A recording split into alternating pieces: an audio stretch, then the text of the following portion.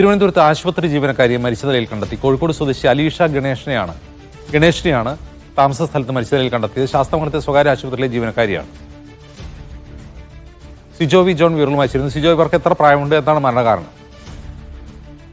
എന്താണ് മരണകാരണമെന്ന് വ്യക്തമല്ല. എന്തായാലും 2 ദിവസമായിട്ട് ഇവരെ കുറിച്ചൊരു വിവരം ഉണ്ടായിരുന്നില്ല എന്നുള്ളതാണ് ഇവിടെ രക്ഷിതാക്കൾ പറയുന്നത്. ഇവർ കോഴിക്കോട് സ്വദേശിനിയാണ്.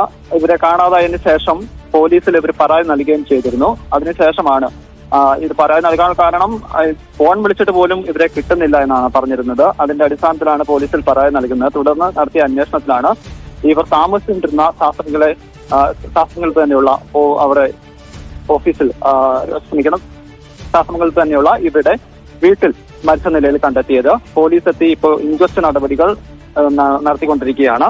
കൂടുതൽ അന്വേഷണത്തോടെ മാത്രമേ എന്താണ് മരണകാരണമെന്ന് അറിയാൻ സാധിക്കുമെന്നാണ് പോലീസ് അറിയിക്കുന്നത്.